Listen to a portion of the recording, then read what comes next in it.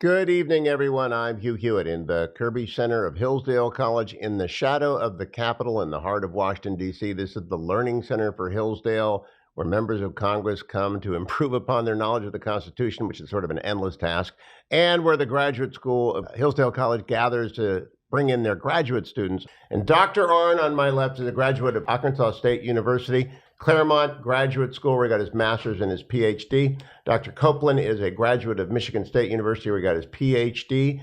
And he is, did I say, the chair of the education department at Yeah, Hillsdale? that's correct. All right, let me start, gentlemen, with the Barney School Charter School Initiative. Larry Arnn, you were telling me a story before as to how it began. And it began with Steve Barney talking to you about a problem. What was that? A little before him. I used to get a lot of people come up to me and someone would poke me in the chest and say, you have to do something about K through 12 education. And that's not exactly the business we're in.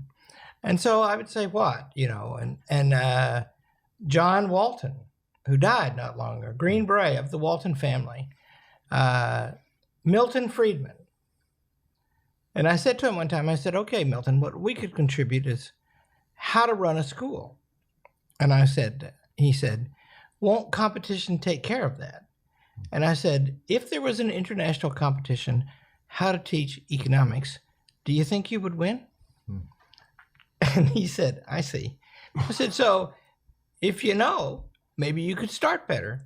So John Walton died. John Walton was a billionaire, of course, and a very fine man. He was a Green Beret in the Vietnam, but he was killed in a plane crash. So I didn't know that. And then Steve Barney, years later, 4 or 5 years later, I was at his house in Florida, and he pointed at a school across the street, and he started crying because he'd been over to that school, and he saw that the kids, who were mostly Hispanic kids, in a ritzy place, but this is where the poor kids went, they weren't learning anything. And he started poking me, and Steve Barney, who's a dear friend of mine and a now emeritus trustee of the college, he said, you have to do something about it. And then he cried like a baby. And I said, well, I've thought of something. And that was we would help charter schools get better and help them succeed. And so that's how it got started. And that is why it's called the Barney That's right. Charter School Initiative at Hillsdale. Dr. Copeland, can you briefly review for us exactly what its scope is today as it grows year over year? Yeah, so we have I'm at 24 schools around the country in 11 states, and we're expanding all the time. We're typically adding in 2 to 3 schools per year.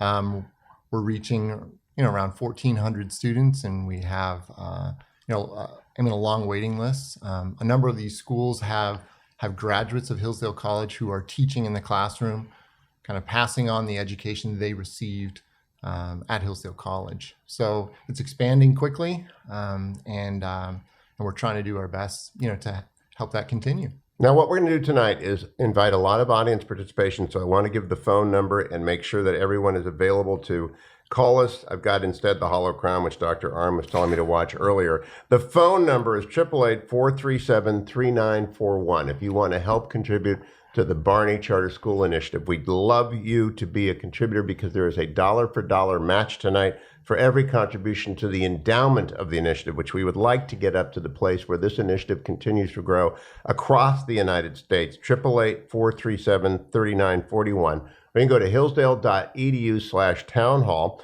If you'd like to ask a question, when I come to the question part for the audience, hit #3 to get in the queue, star three to get in the queue, or send us your internet question. They'll be screened for me, and I'll come to you about that immediately after. Now, Dr. Arnn, I'm a little bit surprised, given Hillsdale's classical curriculum, that I don't know this after talking to you on air for so many years, but what is a classical charter school as opposed to an ordinary charter school? Well, it's a difference in intelligence. So what is the classic time, right? Why do we refer to something that happened in Greece in the 4th and 5th centuries BC? Well, the answer is philosophy was born there in the person of Socrates and his students, Plato, and then his grand student, Aristotle, and others. And what was distinctive about it was that Socrates wanted to know what things are. he didn't want to just know what the law says they are or what our tradition or our people say they are. He wanted to know what things are. And the most important thing he wanted to know was, what is it for a thing to be good? And the great Socratic dialogues are about that. And that means that you seek knowledge of nature and yourself that is written in the laws of nature and nature's God. And you start out like that. And so that's the ultimate goal of classical education. But of course, you have to learn to read and write and add and subtract before you can do that. And here's the interesting thing about school. There are certain subjects in school that are direct expressions of the human capacity. And they are called reading, writing, and arithmetic. Only human beings can do those things. And all human beings can do them. And they don't, like, once you start talking, in principle, you can read and you can compute. And nobody ever teaches you to talk. But the thing is, you should get good at all those things. And so classical education seeks to develop the talent in their students, develop a native capacity to a state of excellence so they can read Shakespeare for enjoyment and do calculus and also read Plato and understand that it's an exciting drama.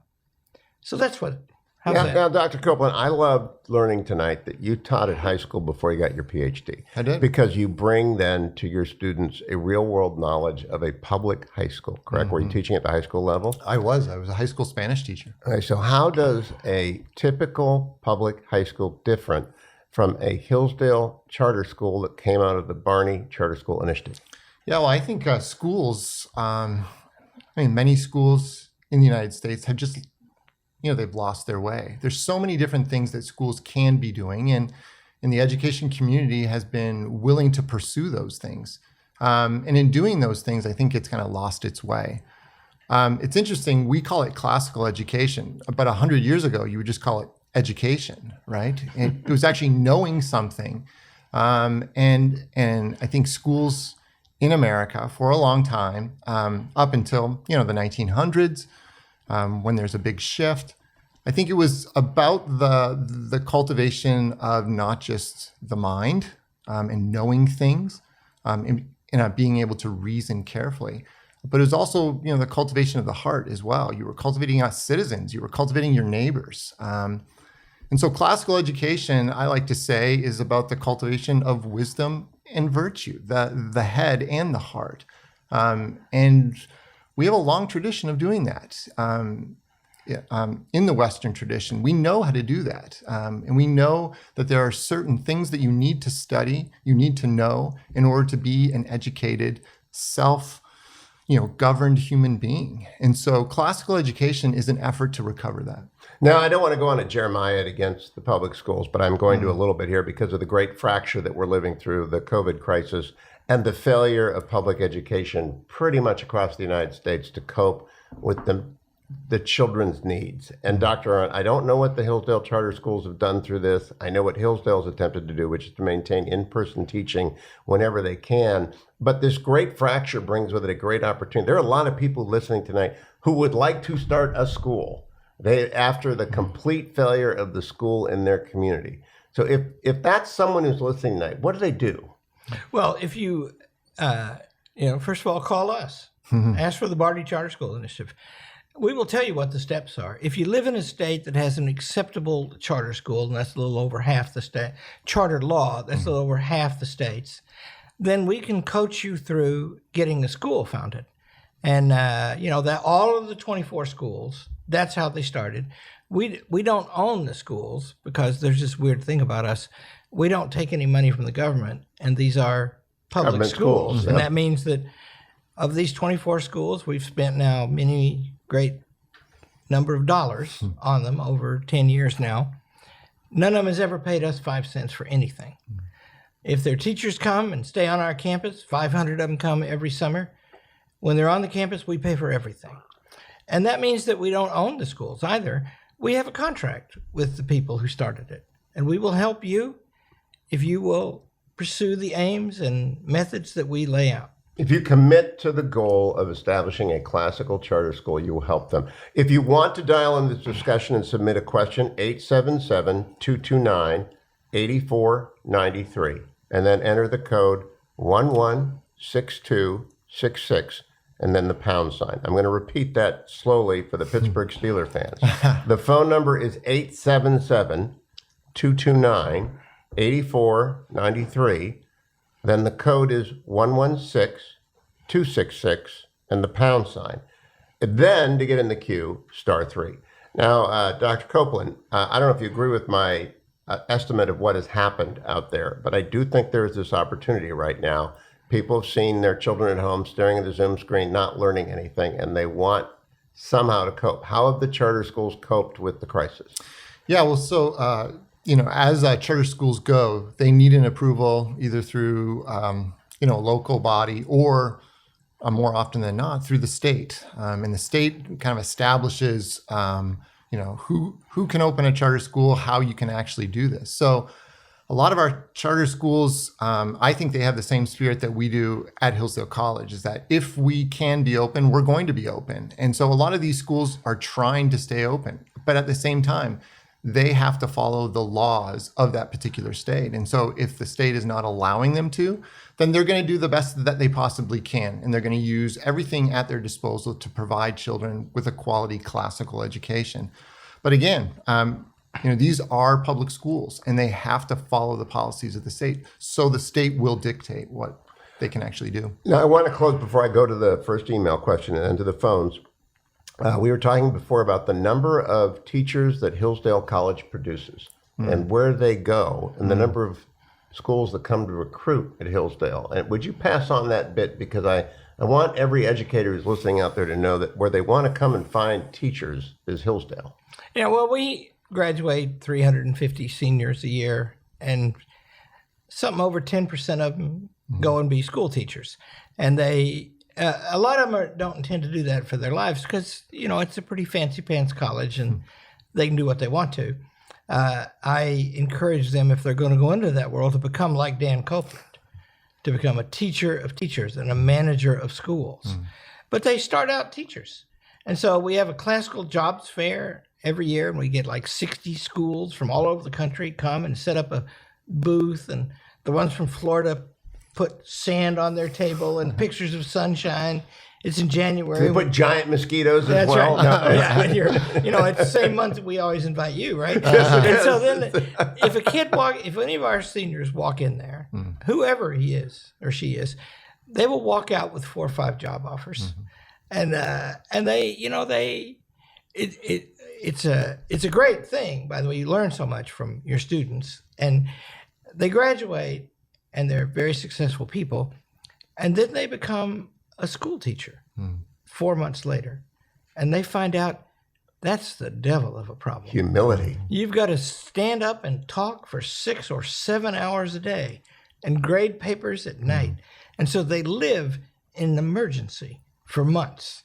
And they grow up fast. And that is a wonderful thing. Again, remember, if you want to dial in a contribution, 888-437-3941, because the Barney School Initiative must prosper. Our first email comes from Peter Reimers in Wichita, Kansas.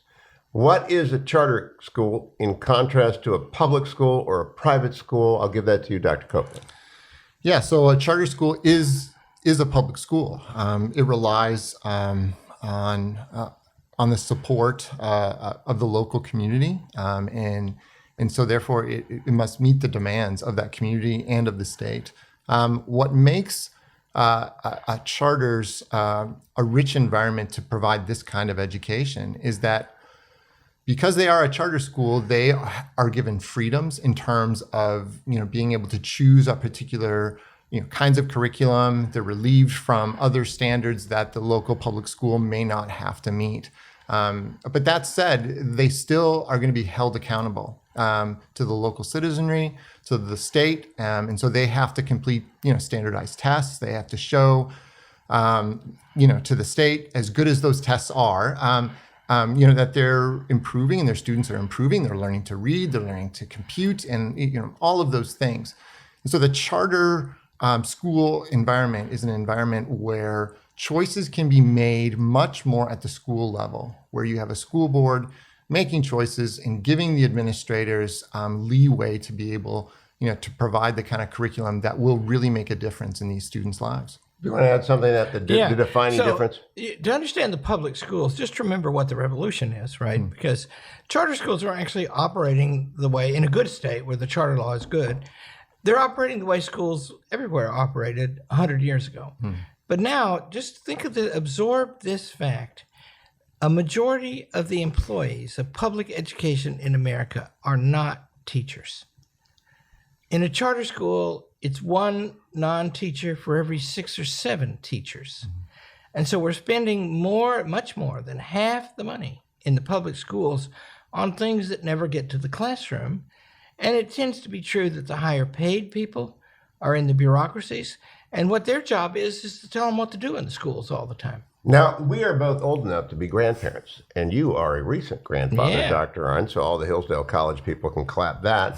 And that poor child, I think, ahead to those years. But I am very concerned with where they go to school, and I follow very closely the choices that are made, and I advise my children, if they're going to raise a family, move to the school. Would you do the same thing? Would you say, do not trap yourself in a school system that is a public school only? Home values vary all over America with the reputed excellence of the school. Because, parents want, it turns out, even in this weird day and age, parents love their children. It's a strange thing, isn't it? They tend to love them more than they love children they don't know. Yes, it's a strange thing. It's odd, isn't it? I mean, my granddaughter is 3 days old and obviously much better than your and, the argument breaks into a fight. There you go. And see, in a charter school, here's something different from the parent point of view. First of all, you can find out all about it before you go. They've all got a presentation to give you about what your child is going to learn, about how we're going to go about it, about the honor code your child has to sign, and in almost all cases, and the others we're working on, the honor code that you, the parent, has to sign. And then you become that day a partner in the school. Whereas a parent and a teacher in an ordinary school have in common, they're operating at the bottom of a vast bureaucracy. Looking up, trying to get someone to pay attention. Before I go back to you and Susan Lewis, I'll come to you. Dr. Copeland, question on many people's mind is, can we win? Can education be salvaged in the United States? Or are these little islands of excellence simply going to be an archipelago of lighthouses and a long rocky coast on which every other ship wrecks?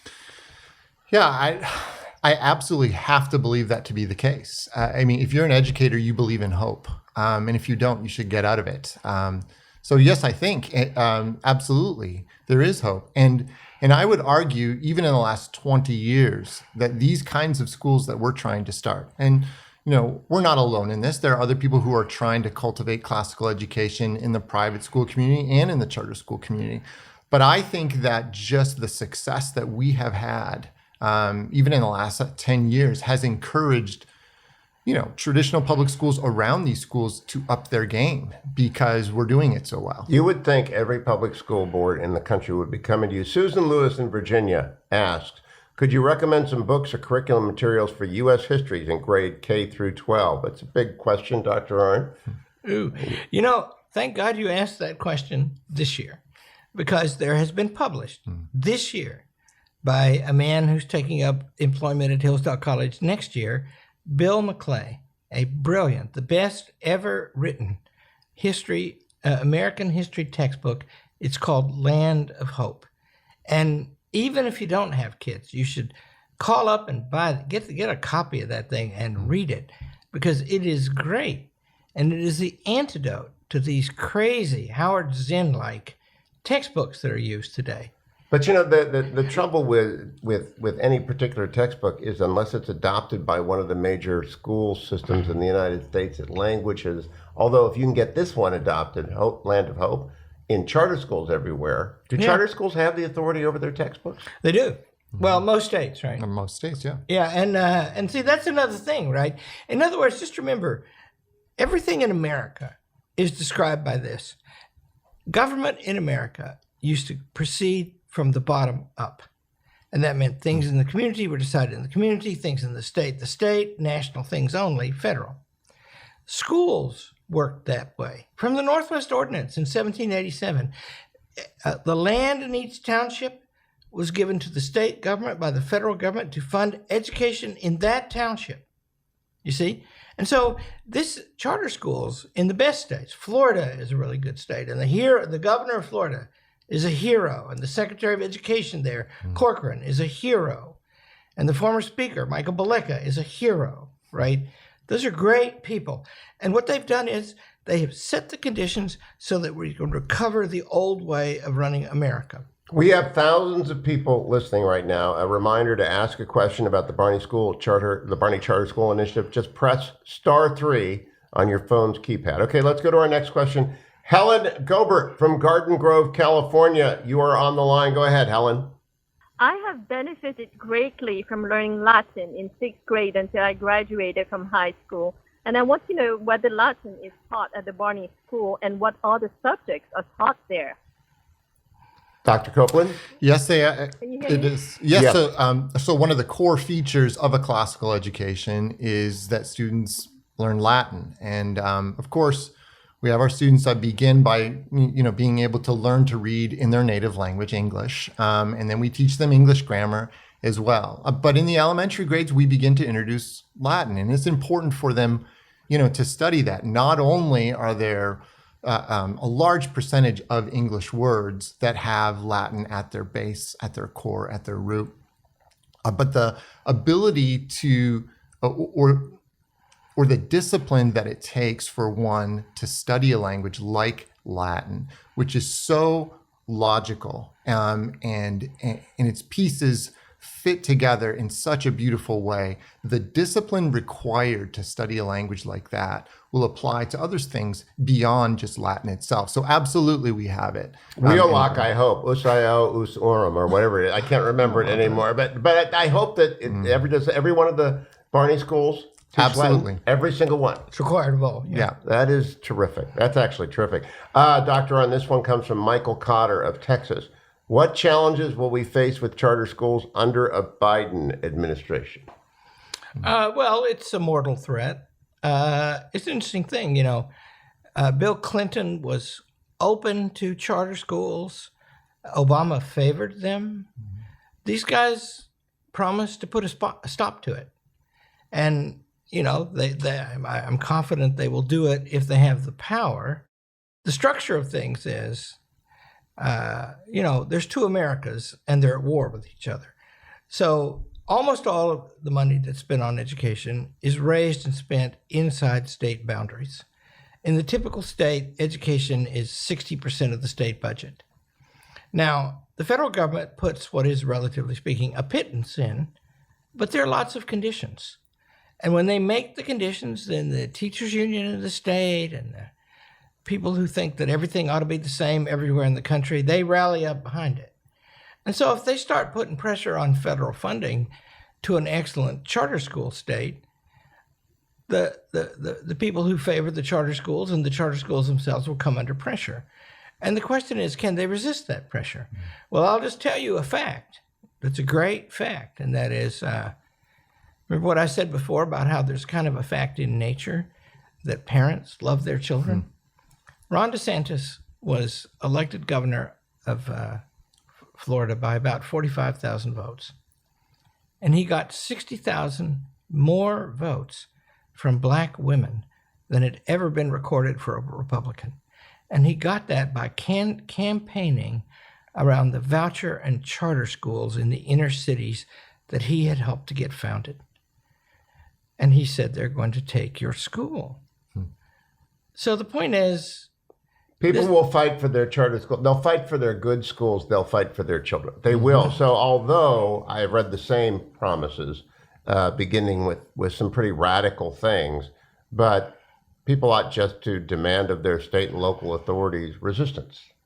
We will capture that term. The executive branch is way too powerful now, and they can do a lot of mischief, just even if they don't get the Senate. If they get the Senate, all bets are off. We'll watch Georgia closely. Okay, thank you for that. A reminder to all of you listening to ask a question about the Barney Charter School Initiative. Just press *3 on your phone's keypad. Well, let's go to our next question. Nancy McConkey, from Florida, live on the line. Hello, Nancy. Hi there. Thank you for taking my question. Do the Barney charter schools provide an option for homeschool students? That is, do they provide a covering for families? Is that a part of your program? Well, the answer is yes. The Barneys, all of this K through 12 education stuff we're doing has gotten huge, and it's growing and it's morphing all the time because the demand is simply enormous. And so we are busy right now adapting our curriculum for homeschool people. And then we're going to make that available to them for free. And then we're going to do online things to help them be good at that or better at that. And we've already got some thousands of people every week who get together and who are groups of homeschoolers who use the college's online courses as instruction tools. And so the point is we want to get, you want to know the theory of education? The sovereign body is the school, because in the school is gathered the students and the parents and the teachers. In other words, all the people who love each other make the thing work. Homeschooling is just a smaller example of the same thing, and it works great. And it could be that one will have to flee to homeschool. And there are states where that too is constrained. And technology is enabling it every day. If you have not yet been to hillsdale.edu, just go. Go and search it out, find where it is. What are the college's costs in supporting these schools? Well, it depends on whether they're lying to me or not, but it's running at about $1.7 million a year now. And we could spend much more than that. And, there's 14 people working on this full time. And then the faculty, many of the faculty members, led by Professor Copeland here, who's a treasure of American education, if I do say so myself. They've just adopted this thing. They just love this thing. And so the whole college is behind it, and we spend a lot on it, and we give it a lot of effort. If you're listening to this call, I would really appeal to you. In addition to your questions, we'd like your contributions, and you can make those at 888-437-3941. You can go to hillsdale.edu/townhall. And the reason I say that is we got a wonderful, generous $1 for $1 match, and it goes into the endowment of the Hillsdale College Barney Charter School Initiative so that it can do more and last longer, because it's not a short-term thing. For you, Dr. Copeland, from Nancy Aronson, watching on Facebook, what sort of preparation or continuing learning do teachers at the BCSI schools complete and continue to complete? Yeah, so we, with our schools, we look for, students who are smart. They know their field, they know their subject matter well, but not just that, we want them to be broadly educated as well. So we want them to have a broad liberal education. And so our schools look to hire these kinds of people and bring them on board. But it's not just people who are smart. It's people who understand the power of a liberal education and want to give that to young people, want to pass it along, this great tradition of liberal learning. So what we do at the college is we will continue to serve these teachers where they are. So we have a group of people through our K-12 initiative who actually go out and observe them in the classroom, give them feedback, answer their questions while on the ground. Of course, people are always calling into our K-12 office, to get advice and feedback. But then we have this most amazing thing. At the end of June, we have a 2-week period where we invite all of these teachers, whether it's from Arizona, whether it's from Colorado, Florida, wherever, and we invite them to come to Hillsdale's campus because we want them to interact with each other. With each other, with the faculty of the college, and we bring them to campus. In fact, last summer, even though COVID was going on and all the restrictions, we had more than 300 teachers come to Hillsdale's campus to continue their education, to spend time with our faculty, to spend time with each other, to talk about the best way to teach, civics, American history, English grammar, geometry, math, whatever. Thank you, Sister Aloysius. Yeah. And to have that conversation. And so the last 2 weeks of June, we invest all of our time and we spend time with them, teaching them, learning from them, That just must be having a time pretty together. joy-filled couple of weeks. It is. Indeed, it is. There are 13,000 people on this call right now. And so I'm going to go to my next question, but I would just ask each of the 13,000, if you'd each give $100 or 200 or 500, we could fund an entire year's effort. If you're listening to this call, you know how important this initiative is. That Dr. Arnn and the team at Hillsdale do not undertake new programs or initiatives lightly. 24 schools is 24 schools. It could be 48. It could be whatever twice that is, 96. Did I get that right? Dr. George Schroeder from Armand Beach, Florida is live on the line. I hope I pronounced your name correctly, Dr. Schroeder. It doesn't seem to be an R in there, but welcome. Go ahead, Doctor. Well, it is Schroeder, Hugh, and that was Larry's it's a fault. privilege. Larry typed thank you that. for taking the call. Thank you. Good to talk to you. Well, first of all, good to talk to you too. Would first of all like to say, God bless you, Dr. Arnn and Hillsdale College. In our 6th decade of life, we are still students by means of imprimis, and imprimis is such a wonderful resource that Hillsdale offers. And I'm still a student as a green-carded Canadian who was naturalized as a U.S. citizen 10 years ago. I'm still learning about American civics, and this is such an important subject that all natural-born Americans ought to be educated about. And is this part of your core curriculum? And then I have a final part to the question, which is basically concerns Common Core, and what your views are as to what these mandates that are being imposed by government onto free-thinking colleges in Dr. America. Schroeder, so that is a 3-part question, but I'm going to boil it down to 2, which is the Common Core, and Dr. Arnn loves the Common Core, and what was the first part of it? It was the core curriculum and the Constitution and America civics. in it. Yeah. So I'll answer them in the order of the core curriculum first. So Hillsdale College was founded to be 175 years ago in the world conquest business. We're supposed to save the world, and we have a weapon, and we only have one, and that's teaching. And so we undertake to teach anyone who wants to learn from us. We can't do it in all cases, but put it all together, 2.6 million people taking one kind of course or another from Hillsdale College, and we never charge a nickel for it. And I like to say we lose our shirts on undergraduate education, which we charge for, although not nearly what it costs. Whereas if we give things away free, it works out fine.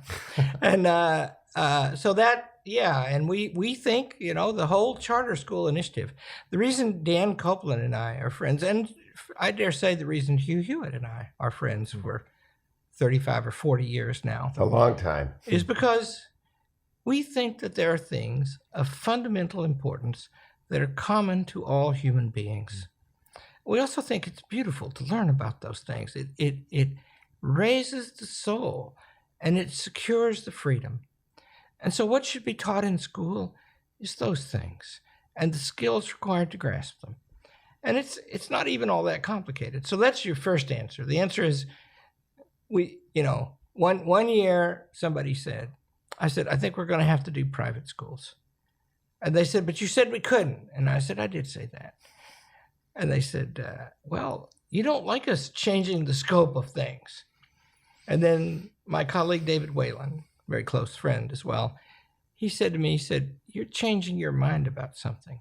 And I said, I am. I said, I've had these people, 3 sets of them in my office this week, and they're dying to learn, or us to help them learn. Shouldn't we try? Right. So there's the answer to that. I received the galleys this week from my dear friend Archbishop Chaput of his new book, Things Worth Dying For. And I read them because you got to blurb them. You've written 4 books, and Dr. Arnn knows what you go through the process. You send them to people who might. And his last chapter is on friendship. His last chapter is on Aristotle and Cicero and on friendship. And friendship is at the core of education. I believe you've told me that repeatedly, that the best education comes from between, by, and through friends. And I like Dr. Schroeder. He's a friend of the college. He's a friend of Imprimis. He's our friend. That's right. These are friends who are supporting the college in a new initiative. And I would really encourage you, 888-437-3941, to be a friend of the next generation who cannot make it with this education system unrepaired. From our live YouTube stream at this point comes Maria Bertucci, good Irish lady. How is Hillsdale K-12 helping children to develop the type of personal independence on which political independence rests? Thank you, Jesse, former history teacher and head of school. Dr. Copeland. Well, that's kind of difficult to answer here when I have Dr. Arnn here. Pay no attention to the man behind the curtain. Yeah. No, this is his expertise, right?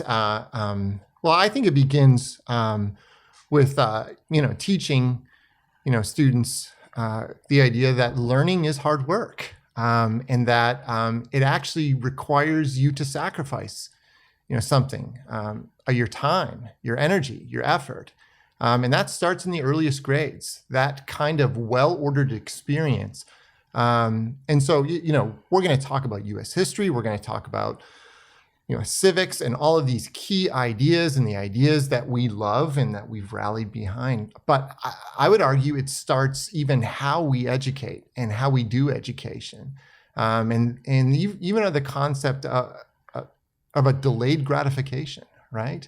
And all of those things have been lost in education. And I think that's kind of part of what we're trying to recover here. Do you know, in T.H. White's The Once and Future King, I don't know if you two are fans of that. I love it. I love listening to it. Merlin says to young Wart that the only certain cure for sadness is to learn something. That's the only way out of the pit of that. And I just think it's wonderful. Remember, you donate to Hillsdale. There is a $1 for $1 match right now. Again, that phone number to donate, 888-437-3941. Okay, let's go to our next question. Karen Rowland is from Tallahassee, Florida, live on the line. One of the 13th. They're all from Florida tonight. Hello, Karen. How are you? Well, thank you for taking my call. I'm very well, and I'm very happy to be speaking with you tonight. I have a question. My daughter is very fortunate to be a part of the brand new school in Tallahassee. And unfortunately, as a parent, I did not have this type of education. So I'm looking for resources.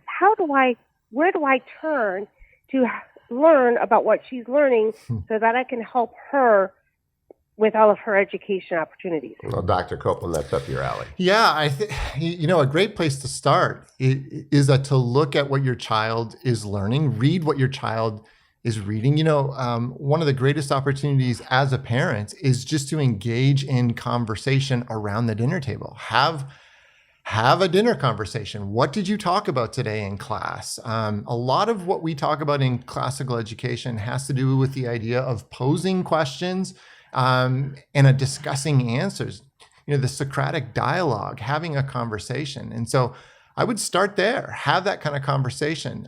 We have some great resources at Hillsdale that, if you go to our website, we have some recommended reading, that you can do, and that'll help any parent to be able to frame these questions and have these kinds of conversations. But it's about conversation. Let me go again. Dial *3 if you're on the line. You want to ask a question. Bob Canteen from Tennessee. Go ahead, Robert. Hi. My question is: can you share a little information with us on how the charter school is governed and if there is a board, how it's constituted? Yeah, we're learning about that while we go. First of all, so there is a governing board. The schools have a contract with us that we will help them and spend money on them without compensation back to us if they will pursue the aims and methods that we've defined together. So that's the first element of governance in a charter school. Then, as Dan mentioned earlier, there's the state law. And then third, there's a board. And you have to have a board because, Hillsdale College has the greatest board on earth, I argue. I work for them. But they relieve me of a conflict of interest because I have the executive authority in the college and I get paid for it. And so if I make the ultimate decisions, who's to say I need somebody to answer to? They don't get paid. So that's the first function of a board. The second function is they need to be people of good judgment who can help govern the school, which is different from managing it, and who can steer it with continuity. Can you expand on that difference for just a moment? Because if people are getting excited about becoming a board member, because I serve at the whim of a board as well, two of them, and I want them to understand the difference between governing and managing. That's the most important thing. And, by the way, if you turn out to work for nonprofit boards, and I've had a distorted life, I've always done that, and I never set out to, I figured out how to do it along the way. So first of all, today, the big subject while I was coming to Washington, D.C. was, what are we going to give the college newspaper for its final edition? And, and it turns out it's a little sensitive because sure it is. We've had lots of rules imposed on us by the government, and we don't like it, and we say so. And so that's a little risky because the government's powerful. And so it's about that, right? And we contrived all that with some care. The board can't do that, right? And then our board meets 3 times a year. I give them a report. I always go in a certain order. I always talk about mistakes first. There's always a list. Then I talk about problems, things that are worrisome. And then I tell them the state of the college. And the state of the college, Hillsdale College is awesome. And it's doing extremely well. I never say that in a board meeting. Because they're supposed to think and help me. And, mostly what they think they're going to do, because I've been there a long time, and these people are friends of mine too, but they're serious people. One of the guys who hired me was the most successful CEO of Kellogg Corporation after Mr. Kellogg. And that guy he lives in Florida. His name is Bill Lamoth. That guy is brilliant. He's also a model of good character. I work for people like that. And so if people aspire to be on a board and you want to govern, you bring character, commitment, and sacrifice, and you do not intend to manage the place. You can't. And, what you do in the way of management is fire and hire the CEO. And, I'm on a bunch of nonprofit boards now. One of my kids just got hired to be the president of an old conservative foundation called the ISI. Oh, wonderful. And, and that's my boy, right? And he's just a little punk. And don't tell the board. Well, I'm on the board, right? And so I want him to work for a good board. Who knows? They can't manage the thing. Yeah. And I want him, he's my kid, right? I've known him since he was 18. And so he's very, by the way, precocious. He's good at it already. But, once in a while they ask me a question, I'll say, okay, you ask me for advice? Because that would be your call. And it doesn't matter what advice I give you. You'll be responsible for the call. Yeah. And he gets it in a heartbeat. Management and government. All right, from I want to go to this one in Scottsdale, Arizona. Andrea Wargo has sent us an email because Arizona is a healthy place for charter schools. Mm-hmm. They are a volcano of Doug Ducey's done a lot for charter schools, but even the governors before Doug Ducey, and there are lots of them. I know there are lots of Hillsdale graduates down there teaching. How can Hillsdale influence public and private education at a national level to include patriotic themes? And Andrea Wargo is a President's Club Diamond member. I know that woman. You do? And she's probably been at the events that we've done in Arizona, and she wants, as I do, patriotism, not nationalism. I'll let you do that one, Daniel, because I've heard him answer it before, and then he can just correct you. Yeah, I think, going back to, the problems in American education today, our teachers and our educators have been trained to tear down.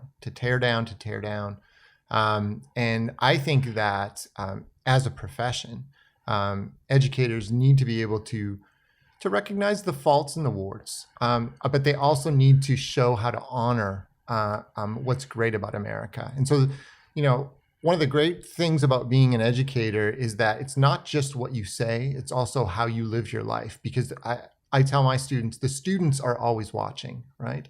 So we need a population of teachers who are willing to honor what's good from our tradition and live that out. And then we need to teach American history at every level, not just social studies, but American history. We have to know where we came from. It's a cliche in order to understand where we're going. And so I think there needs to be a recovery of American history at every level, all the way down to the kindergarten grades. So we often have people talk to me about teaching civics. And so I remind people, we have a dollar for dollar match right now, thanks to a generous donor. You've got to call 888-437-3941, 888-437-3941. Our next question on the line is Dr. Dean Foreman from Roseville, California. Good evening, Dr. Foreman. Welcome. Thank you. It's good to be with you. And thank you again to Dr. Arnn and Dr. Copeland for having the vision and will to see something through. My question is, and it relates to what was said earlier, and that is graduating 350 scholars every year, and 10% of them maybe end up teaching. And, in the charter school world, we're always faced with the dilemma of how does a generation never educated in the classics educate a new generation in the classics, and how do we find the leaders and teachers? Because to open up these schools, we need to broaden the scope and the vision of this to other schools. And I wondered what you're observing. Are there others that are coming online or coming about doing this?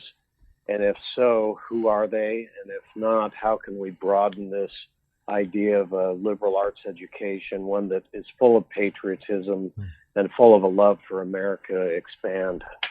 So I confess to all of our people gathered on this call that Dean Foreman is a buddy of mine. We're up to 14,000 people on the call. Okay. I now know Dean Foreman, And 14,000. Dean is the founder and head of the John Adams Academy north of Sacramento. And it's an awesome school, and he's an awesome guy. And the answer to his question he already knows. The actual fastest method of building and multiplying a movement is not TV commercials. It's teaching. And the reason is, we have 350 a year graduate.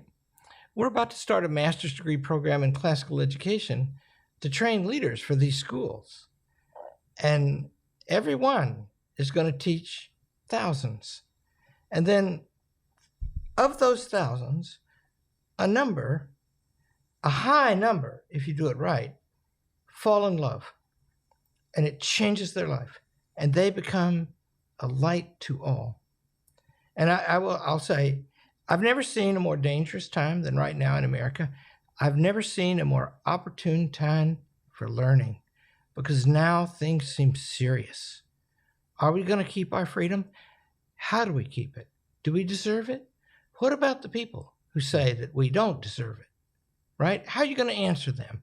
In other words, it's a rich world right now for reaching people and teaching them things. On that note, and apropos of being able to read, the Supreme Court ruled this week by a 6-3 decision in which my friend, 5-4 decision, excuse me, my friend, the Chief Justice, was on the wrong side of the decision about whether or not churches could open in New York.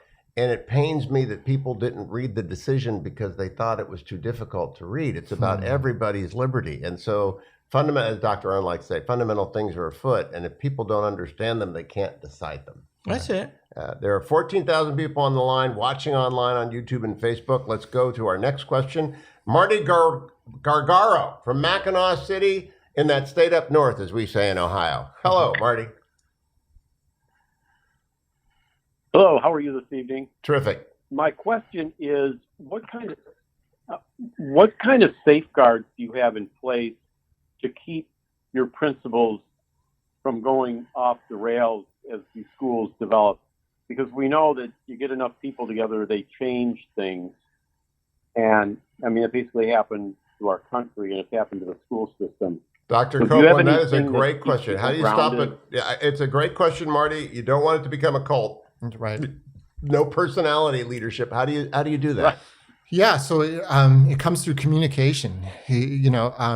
Keeping the group small enough so that you know actually what's going on. I mean, we're Hillsdale College, and even though we have a large reach, we're a relatively small campus. I mean, of 1,400 students, and when you have a campus of that size, you know people, and you have conversations.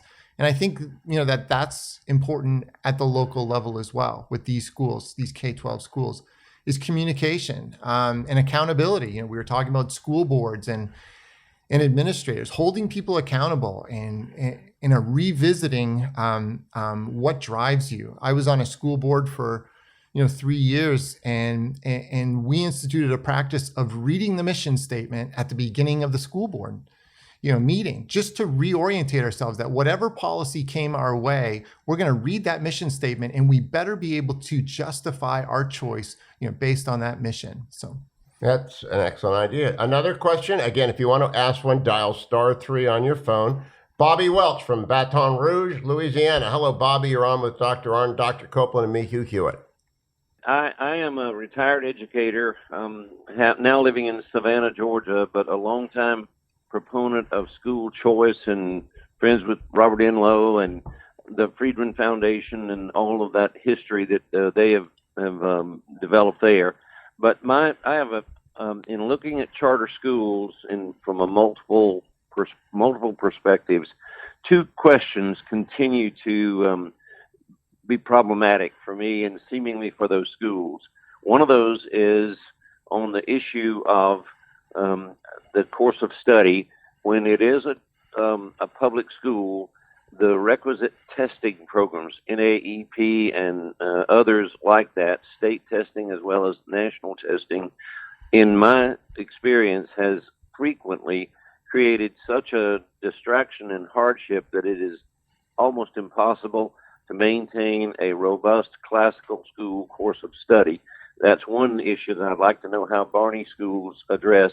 And the second is to your question, to your thought that you address both the head and the heart. On the heart side of that, it is so difficult in the charter schools that I've worked with and known about to get at ethical behavior and morality without having the biblical basis from which to work. You do have the benefit of great literature if you're reading and studying Iliad or the Odyssey and Pilgrim's Progress and other great literature pieces, but you don't have biblical truth. And so I'm curious to know how the Barney schools address the heart part of testing and theology. Dr. Arnn, want to go first? Well, you're right about the testing, right. And that would be good. Yes, I love to curse that. That's partly a Republican innovation. And I will tell you that sitting to my left here, Professor Copeland, is the man who has the solution to that. States should test some.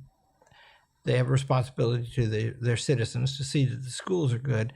But the test should be simple and chosen to teach, to demonstrate basic skills. Instead, what we got today is they actually turn the curriculum into a badly written instruction manual for how to repair a lawnmower. And it's just deadly dull. I have seen sample classes coming out of the Common Core. And there's a thing the teacher's supposed to read to start the class. So first of all, these are human beings, right? If you walk in a room and somebody reads you something that's printed out by somebody else, are you going to think it's important? So that stuff is deadly. And there should be some testing, but it should not be like it is today. Now, about the heart, the Declaration of Independence speaks of the laws of nature and of nature's God. And it come to find out that the moral things are things that concern right and wrong, good and bad. And the moral things are the same in the Bible and in the great books. And so, there's no prescription against reading the Bible. You can't engage in religion. You can't claim that Jesus Christ is the Son of God. But the Bible is a tremendous piece of literature, the great majority of it written before there was a Jesus, although he's predicted, Christians think, in there. And the point is the moral knowledge. Be good, right? What is it to be good? What is a human being when it is a good human being? I went into a charter school in Arizona, and the seniors were reading the Brothers Karamazov. That was their senior book. You will have a moral education if you make it through the Brothers Karamazov and understand about what you've done. A comment on that, Dr. Coleman? Yeah, so it seems, at least in the last 100 years or so, maybe a little bit shorter, that schools have almost taken the opinion to be in opposition to morality, to religion, any conversation, because they're not allowed to bring it explicitly into the classroom. They've almost gone the other direction, and almost to be opposed to it. At the BCSI, charter schools, we recognize the importance of it. We know that it's in the curriculum. It's already in there, as you described. But not only that, we can encourage parents to have those conversations at home. So we're not in opposition to it, right? We can encourage that and encourage parents to bring up those conversations and to make those kinds of connections. So there's a big difference between opposing it and supporting the home and having those conversations. Barney Charter School Initiative needs money. It needs your support. If you're on this line, we've got 10 minutes left. I remind you, 888 is the number to call, 888-437-3941, 888-437-3941. At the conclusion of this call, you can stay on the line and make comments, or you can go to hillsdale.edu/townhall and make a contribution there as well. Harry Fields is sent via email. He's a President's Club Gold member, Harry Fields in Tennessee, Ooltewah, Tennessee. How much civics instruction do the students receive in a Barney charter school? Yeah, so it's actually part of the curriculum. There's a greater emphasis, obviously, on it in terms of what is taught at the upper grades, so in the high school. But as I said, it's not only taught in isolation, it's supported by the other parts of the curriculum. And that's one of the many features of a good classical education, is that the curriculum, the subjects within the curriculum support one another. So I brought up history, the civics is not, as I said, taught in isolation. It's supported by history, by literature, and by the other subjects. So it is. How would it enter into English, Dr. Copeland?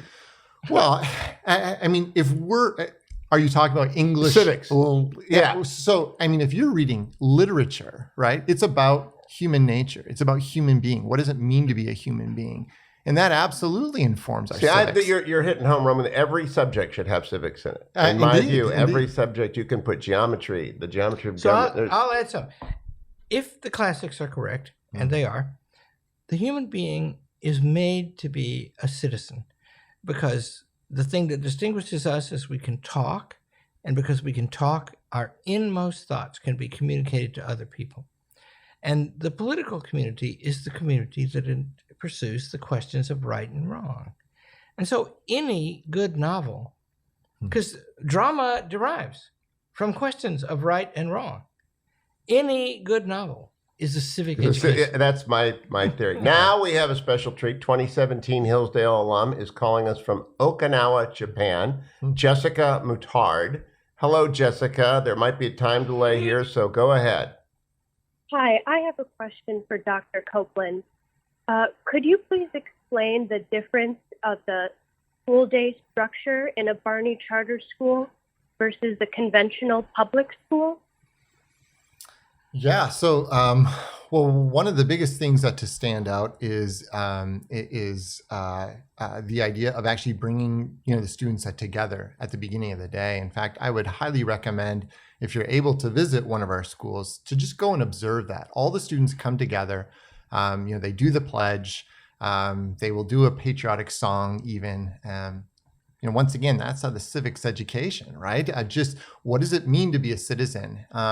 And then throughout the day, it may look a lot like a typical school in that students are going from classroom to classroom in the upper grades, or they're being taught in a classroom, by a teacher. So it would look a lot like what we know school to be.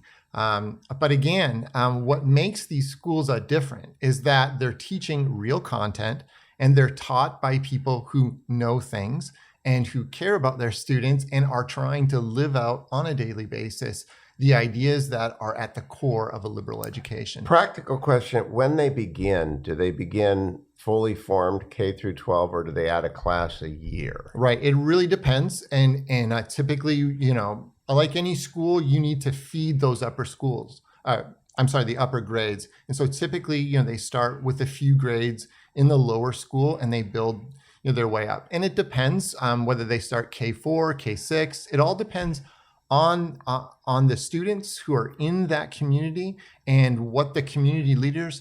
Remember, Dr. Arnn pointed out that we don't come in and start these schools. This is a local movement. This is people who have come together around a common idea that they know that they can offer something more to their for their children than is currently being offered. How much capital do they have to begin, do you think?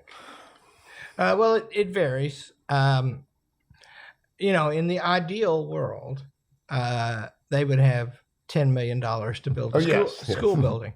That isn't really necessary. We are working with a couple of investment firms to put together a fund that they can draw on. But we want them to prove themselves first, too, as does the investment firm. But yeah, you need, first of all, just remember anything. I'm so old and Hugh's so old. I knew Hugh when he was going into radio. Long time, 30 years ago. That's like 400 years ago. Yeah. And he did it a couple of times. He liked it, and he started figuring it out, right? That's how a school starts. Mm-hmm. There's a bunch of stuff you're going to have to do. And we can help you with that stuff because this is not our first rodeo. But it's also true that you have to figure it out. You have to like doing it. To use the analogy, there's a program director up in Hillsdale that will call you up and do an air check. That's right. But you still got to go do the show. That's right. Yeah. Let's remind people to do the show. You can help with a $1 match tonight, 888-437-3941. Kathleen, you are so good at producing this program. Otherwise, it'd be a mess. There's a $1 match. Don't let that go by, please. Let's go to our next question. Mark Goetz from Port St. Lucia in Florida. Hello, Mark. Good evening, and I'd like to congratulate Dr. Arnn on his new granddaughter. Actually, you just stole my question, which was the initial investment for a charter school would be what? Understanding that the total with the facility would be $10 million. What would I need for an initial investment to get into a school? Well, you need the answer varies. So the point is, the school is going to be funded by a per capita payment from the state. It's usually about 70% of what the public schools get, and it's enough. But then the question arises, when are they going to pay you? Right? And so in the best states, you get some enrollment, and say you get your enrollment, you start getting an idea of your enrollment in the spring before. And these schools, admission is by lottery, right? And that means the wait list is about half as big as the school itself. And that means on the day of the lottery, when people show up, most of them don't get in. Well, then once you know that, then the good states will start paying you money in the summer. The bad states later in the term. Oh, interesting. So we have a system at Hillsdale College where we make interest-free loans to get you over the hump to schools to get them going, right? And we don't charge interest because then somebody would come along and claim we're taking money from the government. And we live in such a bad age that it is actually more profitable to lose money to the government than it is to take money from the government. I think if anyone is sufficiently interested, they ought to go to the website and find someone at the Barney Charter School Initiative and ask them about the practical step, because there is a practical way to go about this. Last question, I'm told by Kathleen, comes from Stephanie Mystery in Carrollton, Texas. How can we help the Barney Initiative? We have 3 sons at Founders Classical Academy in Louisville. Thank you, Stephanie. Dr. Arnn, how can they help the initiative? Well, the first thing is tell those boys to be good. And don't be a problem to Headmaster Karos, who's a buddy of mine. The second is help make that school good, right? Third is learn yourself and teach others. Because this came up before Dan said it. The way you get a liberal education is you read and you talk. It's, by the way, also the way you do everything else. And so if you organize your life around knowing the things that are the best things to know, sure enough, soon enough, you'll know a lot about them. And then you should teach others. You should proclaim the glories of the school, but not just that you like it. Explain what they teach and explain why it's beautiful and learn how to do that. I want to get last thoughts from both of you as we wrap up. Dr. Copeland, final thoughts for us?